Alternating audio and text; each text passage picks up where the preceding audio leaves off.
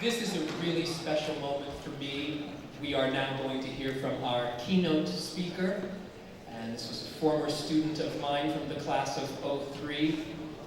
Please join me in welcoming Mr. Scott Lang, who will introduce our keynote speaker, the other Mr. Davis. Mr. Lang?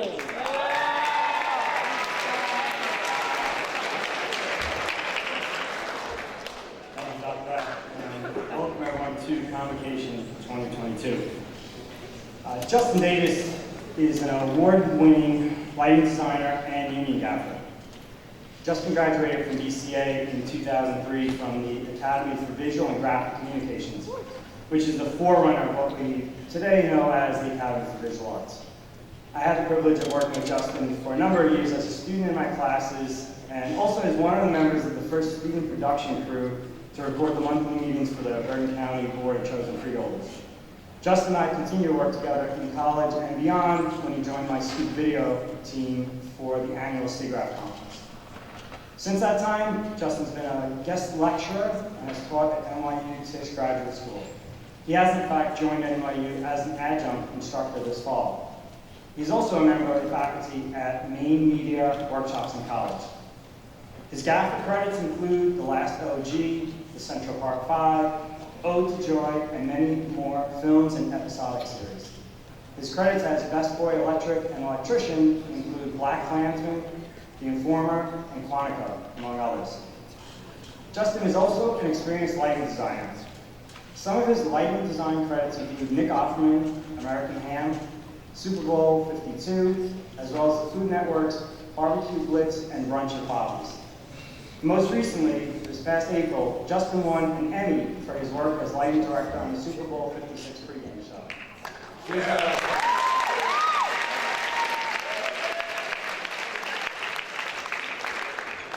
Here's a short clip from that pregame show.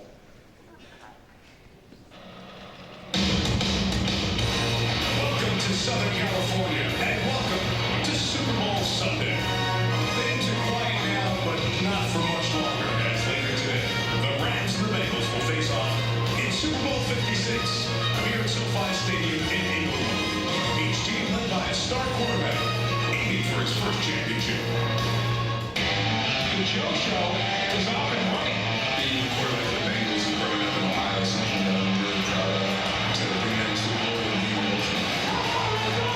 Stafford impeccable on offense. Having the opportunity to play this game for as long as I have, the dream come true. But once the ball snaps, it's time to go again.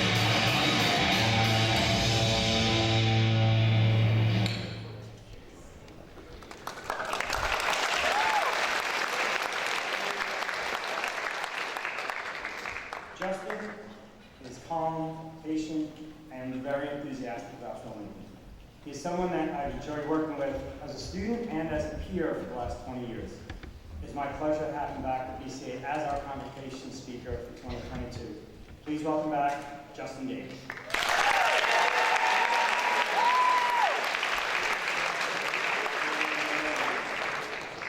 It's exciting. It's good to be back at BCA. Always enjoy, being back in this building. But I guess, for me, I was talking to the freshman group earlier, and my thought was, what would I tell myself if I was sitting in these seats? And I think that was, since then I had so many conversations with almost every teacher I've had that's still here. And it's still true. It's like, be imaginative, be creative, do not quit the first time. You always have time to get better, always. And over the last 5 days preparing this speech, it really allowed me to realize why this day is significant. Like, it became clear why this day was significant. This is the beginning of your journey, right? Discovering who you will become.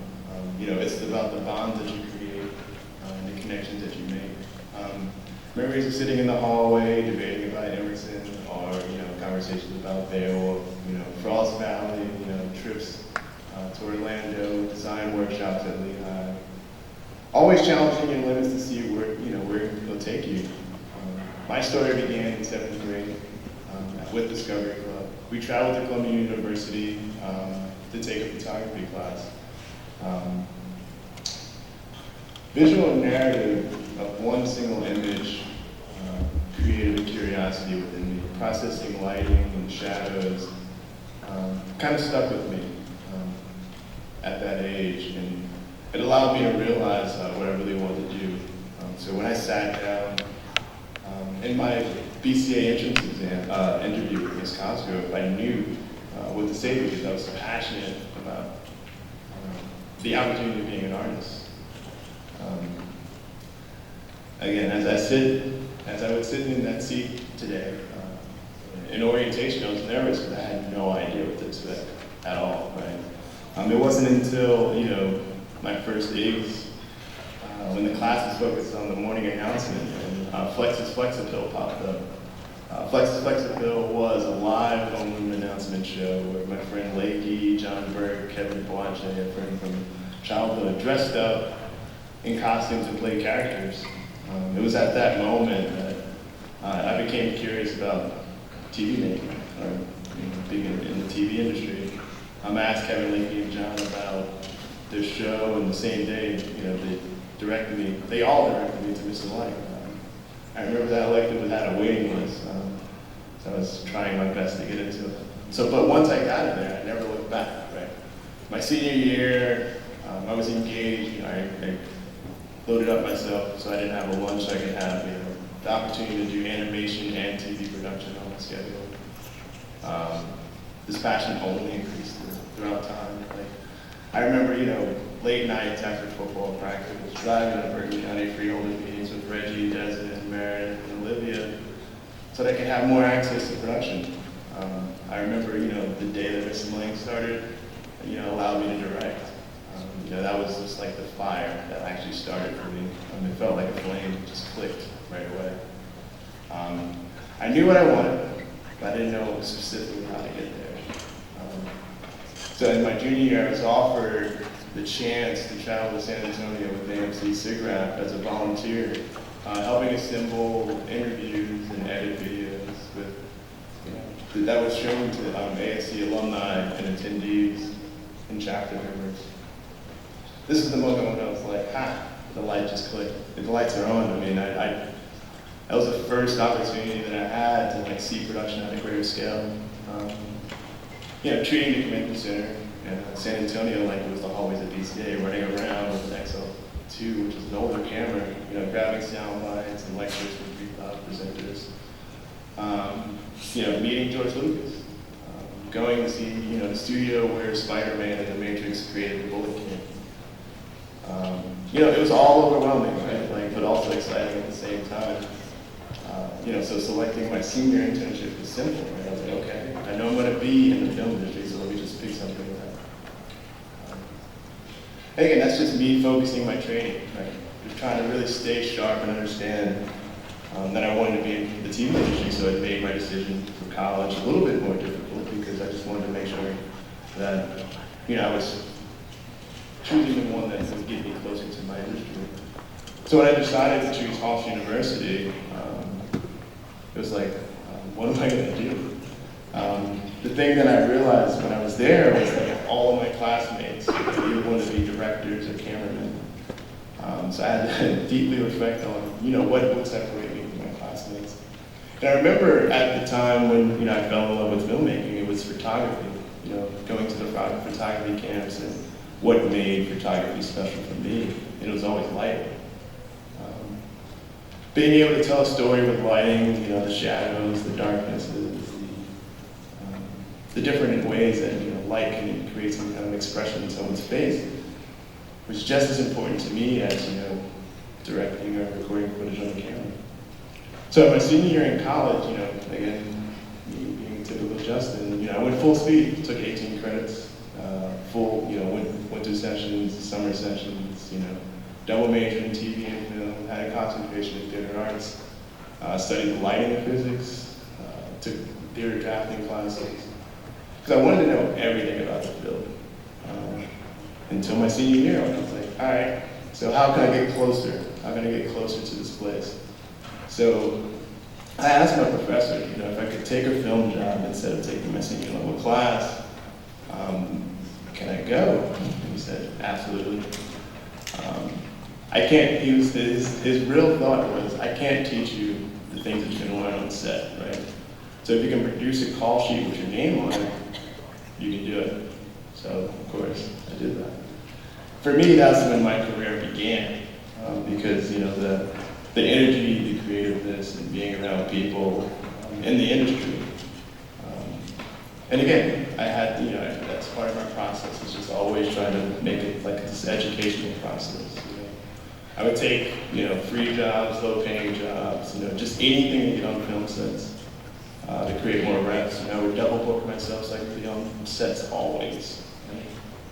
And it's here that, I started building that muscle, right? Of failing, trying again, failing, and then learning it, and then, going again. What's the next lesson? Yeah, that's always been like the process of my journey, is just always keeping a constant sense of education. And I learned that here, right? Every job for me is a lesson. Like, what have I learned? What can I do differently?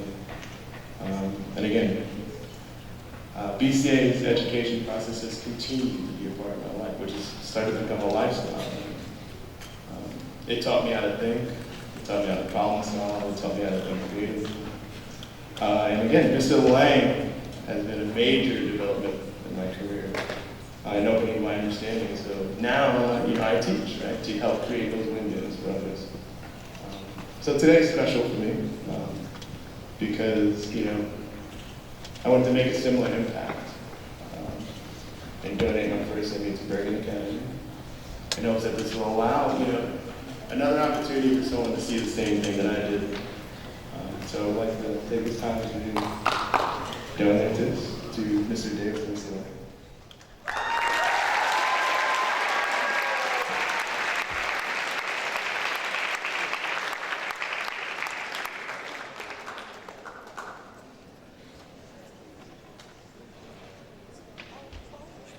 Can we get the lights on the stage?